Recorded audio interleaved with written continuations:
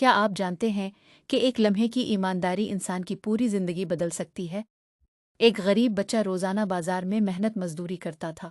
ایک دن گھر جاتے ہوئے اسے راستے میں پیسوں سے بھرا ہوا ایک بٹوا ملا۔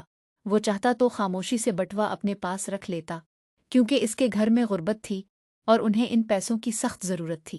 لیکن اس نے اپنے ضمیر کی آواز سنی۔ وہ بٹوہ لے کر اس کے اصل مالک کو ڈھونڈنے نکلا۔ جب مالک ملا تو بچے نے بغیر کسی لالچ کے بٹوا اسے واپس کر دیا۔